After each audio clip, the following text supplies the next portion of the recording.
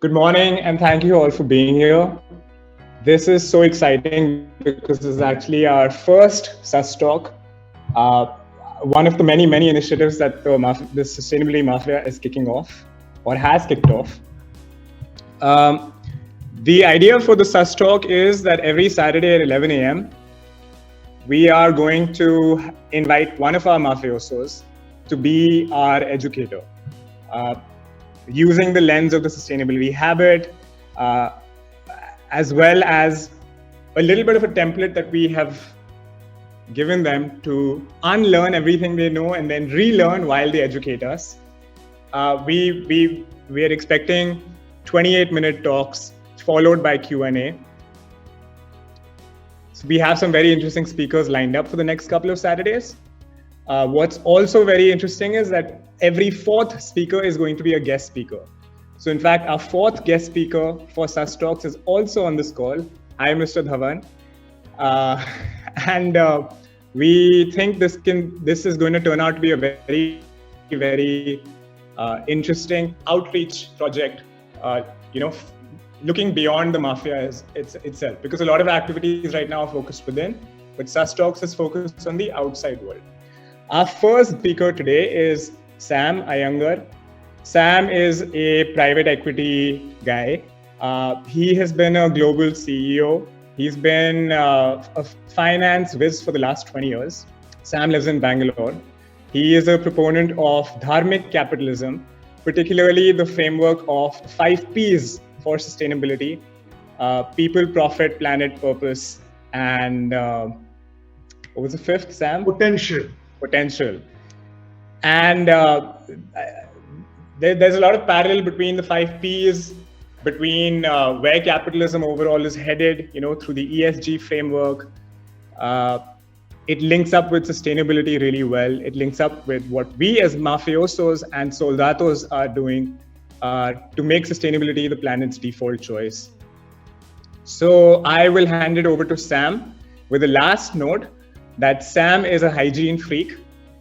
So he is quite comfortable through this pandemic and actually very happy that people are becoming more hygienic. Yeah, my kids really enjoy this idiosyncrasy or this eccentricity that I have got, where I don't touch dirty notes handed to me. Ani insisted that I talk about a funny side of me, and I couldn't think of anything other than this, which I get laughed at all the time. Great to be here. Thanks, Ani. First, a very big shout out to Ganesh, Arjun, and Ani for pulling this amazing platform together. I mean, Sustainability Mafia. This is incredible. And I have to say, it's a small stroke of genius calling it Mafia and not Association of Professionals Committed to Sustainability. for instance. So, I like to test some of these newer things with my kids. They're both teenagers, and if they respond well, then we know we are positioned for the future, right? For the millennials. And they just love the idea of a bunch of serious guys operating a mafia. And I think it's amazing what you guys have done, starting off informally with Ani coming in and giving it this very professional impetus. And really pleased to be here. I do feel a bit like a guinea pig doing the first one, but got enough gray hair and scars on my back, I guess, right? So here we go. So thanks for the brief intro, Ani. I am a partner in a private equity fund based out of Bangalore. We invest growth capital. We focus on India. We subscribe to the United Nations Principles of Responsible Investing as well. It helps us improve the governance quality and the quality of investments we make. It also helps us access much better, higher quality sources of capital as well. Recently, I co-founded this company called Dharmartha Consulting along with CB Ramkumar, and one of our early members is also on the call, I think, Sohini. And we are operating as the sustainability practice, so it becomes more self-evident in terms of what we do. But Dharmartha is essentially Dharma is that which sustains, and Artha is economics. So sustainability economics is essentially the meaning of Dharma. recently we started to engage out there with the marketplace. We're learning, and I'll talk a little bit later about what assets we have to offer. My personal journey started in 2010 when I came out of the corporate, my last corporate role. I was CEO of the technology business for Aditya Birla Group. So I met a couple of interesting academics from the Wharton School who were looking at, back in 2010, looking at bringing in the notion of sustainable and responsible investing into the public markets. So as an industry guy, I got involved with them first as an investor in the firm, and then I joined as a partner, and then I became CEO of India, where I brought the firm and the fund to India. We actually set up a company here with ADA Sustainable Investments. So back in 2010. So the idea was to try and bring in the notion of sustainability into investing in the early days. And this was a time when Al Gore was preaching climate change. He had set up this thing called Generations Capital, and it was just starting to get visible at that point. So personally, I am an investor. I invest in impact and innovation. I like to see the crosshairs of impact and innovation. Impact, again, speaking of sustainability. In 2012, I did a gig with the Goa state government when Parrikar was a chief minister, enabling Goa to bring in sustainable agri-tech with a collaboration with Israel at that point.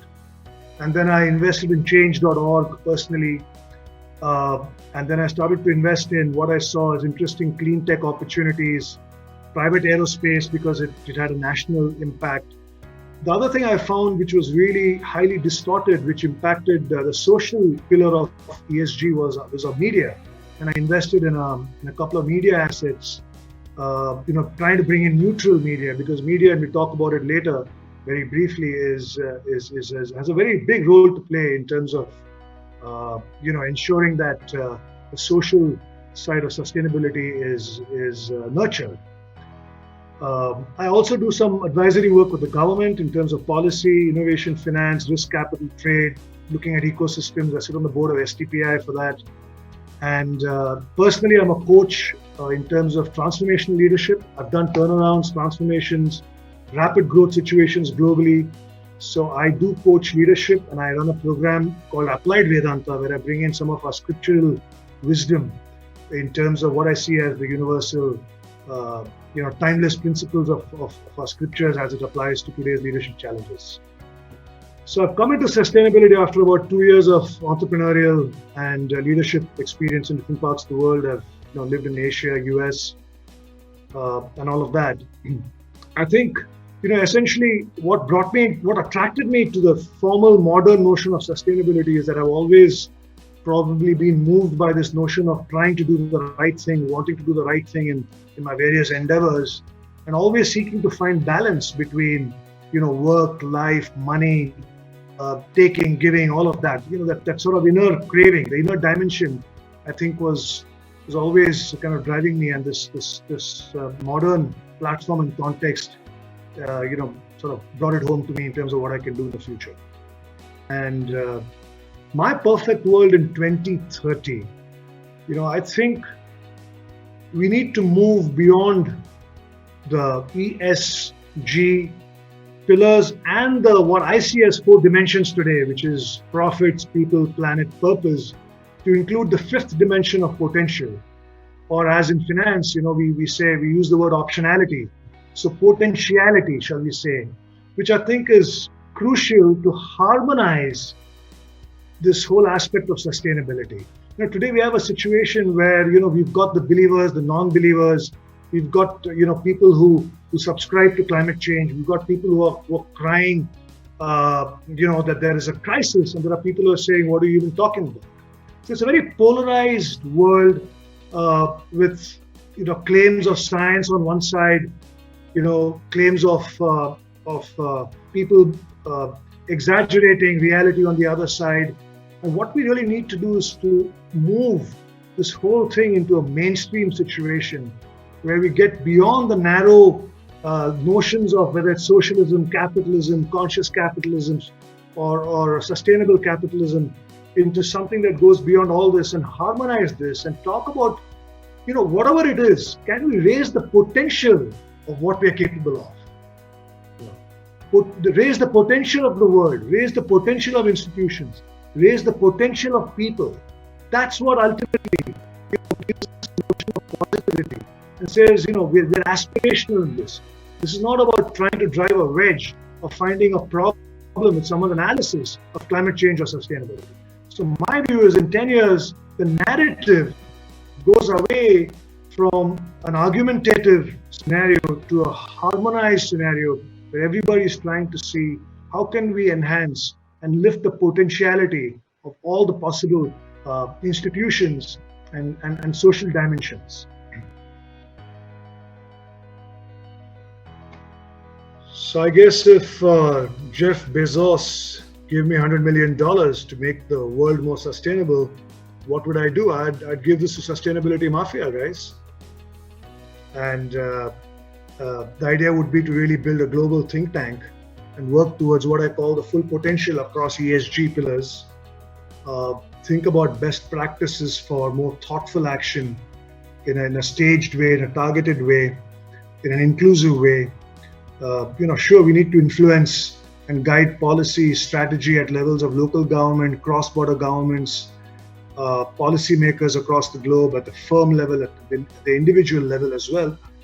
But I think that's what I would do with this chump change that Jeff is pleased to give me.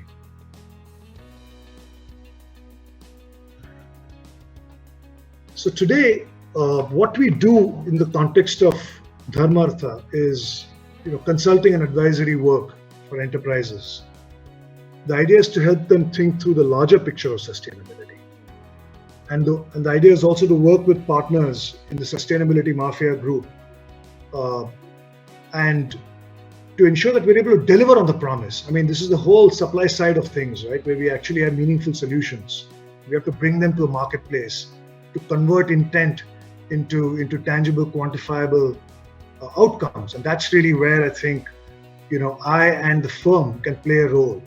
So this can help drive demand from the standpoint of upselling, cross-selling. I mean, if a firm has invested in an energy or a water solution, the idea is to get the firm to do more, right? Is to go beyond the different possibilities that exist in the context of the ESG pillars.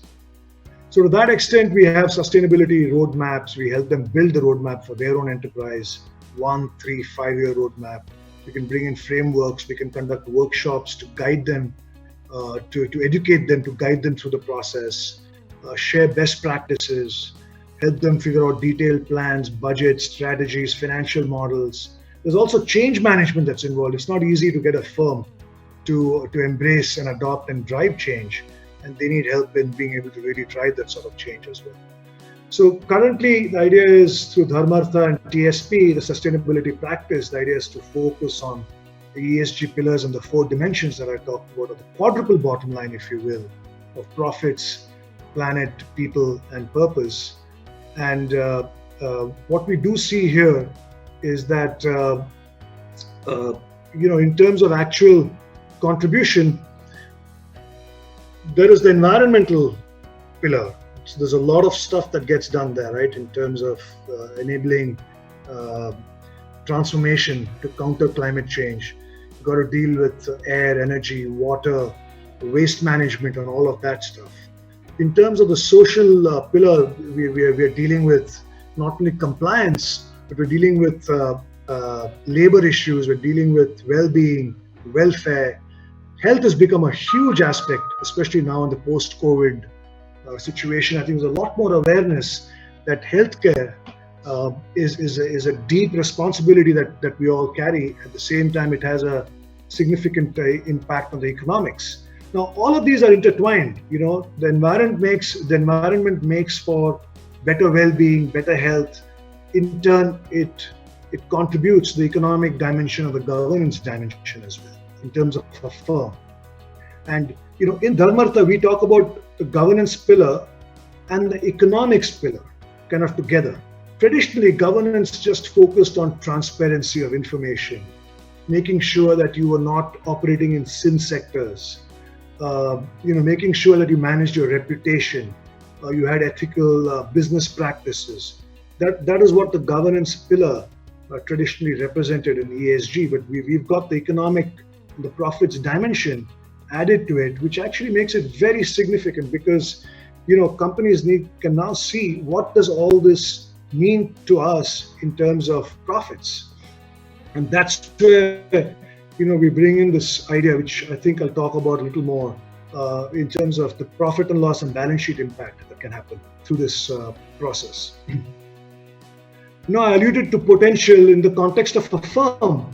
It's being able to connect employee potential with firm potential and expanding the mission, expanding the growth potential, bringing in a transformational capacity into a firm, driving deeper leadership. And those sorts of things get more energy when you add the dimension of potential to the 4 Ps. There is a little placeholder for my role in SusMafia here, which I'll talk about. I'd like to see myself go to the business masterclass, enable the big picture for leaders and influencers, whether it's industry or policymakers, customers. Personally, I'd like to focus a little more on the profits, people, purpose, potential, help the firm as well as the SusMafia experts and specialists with opportunity pursuit in the context of the planet or the environmental side. The other thing which is potentially a give is that I can help our entrepreneurs with their business plans as it relates to raising capital, and perhaps help with that a little more. Like I said, we're a relatively new firm, so we don't have a heck of a lot to talk about in terms of case study from the firm standpoint. There is a lot more experience we can talk about from the standpoint of the founders, and we're trying to bring that into the firm's capability as well. But one thing we can talk about is a large fashion-related company, which is part of a extremely large conglomerate in India, where we did help them with their roadmaps and identifying the best practices in terms of helping them deal with waste, water, energy, embedded energy, helping them figure out the quantifiable benefits of what investments they could make, identifying sources, identifying solutions, identifying experts that could help them make the change. We also got them to think about, from an economic lens point of view, look at their raw material supply chain, which was, socially it was not something they would be proud of. So we had to get them to think about their social responsibility that goes in concentric circles, in terms of your own employees, your community, and then goes beyond that. So we got them to think a little bit about that as well, and to help them understand what was the direct economic benefit if they invested and committed to the social change required in their supply chain for raw material. We also gave them scenarios, and this is relatively new for a lot of business leaders in India, looking at scenarios of how they can think about their business a little differently once they invested in sustainability initiatives. If a company, in this instance, when they invested in certain capabilities, they could actually spin that capability out or carve it out as a separate business as well. So it strengthens the business case for companies, and they are able to take something out of the P&L and move it to the balance sheet, and that builds strength in their business as well. So that's the limited case study that we had so far. Yeah, so so here's where I want to change tack a little bit. Our entire focus is what I call the external side, right, or the supply side. We talk about what can solve a waste management problem, or what can solve a water problem, or an air problem, or an energy problem. These are technology oriented, what we believe are scalable solutions. Hopefully themselves don't generate a large carbon footprint. But there's the other side to this, which is the demand side. And my view is that if we don't solve the demand side, the supply side is not going to have too much room to grow. And how is the demand side really going to get solved? Right? On the one hand, you have this, outside in, top-down push coming from the UN SDGs, the Sustainable Development Goals. You've got a push coming from UN Principles of Responsible Investing to capital allocators, government regulations. Government can incentivize, penalize, raise the bar. They can do all of these good things, industry associations. But eventually, large change, meaningful change, mainstream change happens when culture changes, right? And that's when we want to actually see people demanding sustainability solutions, because there is a change in the way they are thinking about how they need to engage with sustainability. I think that's crucial. We want to see people, in geopolitics, you use the word enlightened self-interest. We want leaders and influencers and investors and people who can participate really think about how they can themselves be enlightened, and they should have that, switch come on where they feel that they need to go beyond the narrow tunneled approach that they were taking to their jobs and their responsibilities. So to that extent, I sometimes I muse, right? This to me is a philosophical thing when I muse about, to go forward, do we need to go back? You look at how firm cultures can be when it comes to doing business. You take countries like Germany or Japan. There's an embedded culture in the way they operate, they do business, or even the US, or even in India, for instance. So sometimes to go forward, you may need to go back. You need to rely on some bedrock of wisdom, knowledge, which guides you and shapes the way you operate in a complex, challenging, dynamic environment. And that anchoring, that strength often comes from looking back, your history, your culture, your traditions. I think that can help this. And which is partly why, I this notion of dharmartha, I think can be very powerful if people open up their minds, this whole idea of sustainable economics. And in fact, some of you would have heard of Chanakya or Kautilya. The Arthashastra itself talked about incentives and penalties in terms of sustainability. It had categories of forests. It had categories of how you looked at the environment. So you could only use some things for profit and some you couldn't. So I'm just saying we need to think about the cultural side of this, and all of us are kind of invested in that, right? So when I joke about this often, when I talk to leadership as well, there's an overweening sense of looking at strategy, and I tell them culture eats strategy for breakfast.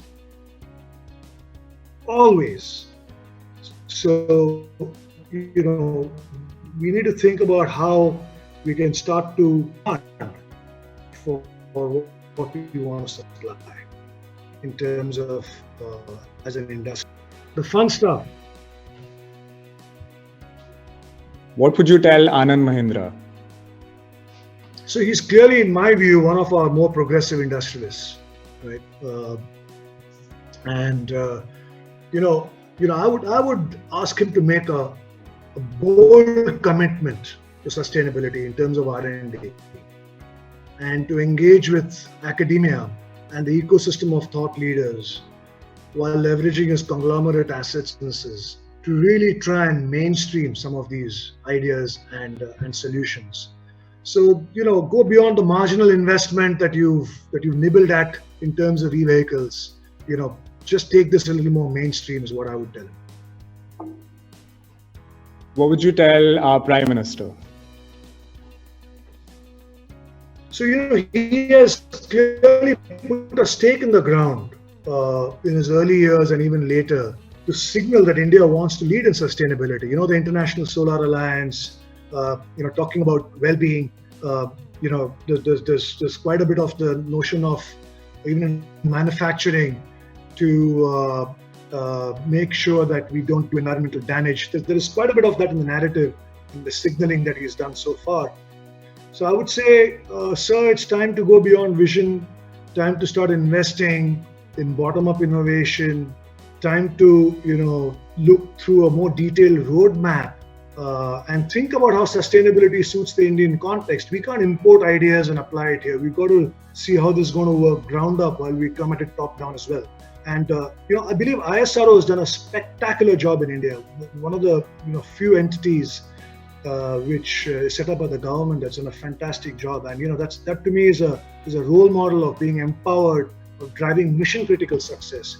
So if you thought about sustainability as a national mission, I would borrow from the ISRO type models. What would you tell a media person like Shekhar Gupta? So this is one of my pet peeves, right? Global mainstream media has lost credibility. I think we all know that. I think it's really affecting social sustainability. It's affecting harmony. There's just a lot of fake narratives. There's a lot of distortions, a lot of frenzies that come in. I personally feel pretty strongly about it, which is why I put my money where my mouth is.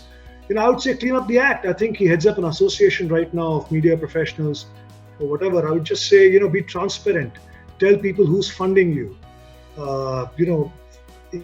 it's crucial, in finance, to follow the money is a very important window. And I would say, clean up the act, be more transparent, bring in ESG, bring in governance into the media sector, because today I think the Indian media lacks both intellect and integrity. What would you tell a film personality like Mr. Bachchan? So, I would again say fix the money in Bollywood, because, you've got to get over Bollywood has one side of it which is seen as a money laundering machine. And I would say you need to move to a meritocratic entertainment industry, institutionalize sources of money, so you allow more real content, real meritocratic content to come in, influence deeper change through the medium and meaningful social change through the medium. Represent India better in the eyes of the world. You do a pathetic job of that. So I'd say the current net influence of Bollywood is negative, and I would request them to fix that. What would you tell the next mafioso presenting their stock? In this case, Lavanya for Sustainable Fashion, who's also on the call. Great. Hi, Lavanya. Fashion's a tricky business. In the Aditya Birla Group, we had one of our companies was a fashion business, and I'm not an expert on that, just familiar with the challenges. It's tricky. It's a fickle business, by definition, in a sense. Think about what you're selling. I personally think things like your sustainable clothing is soul food, and you need to make sure your market understands that what they're doing is investing in their soul when they wear the stuff that you produce. Awesome. Thank you so much. That was really cool.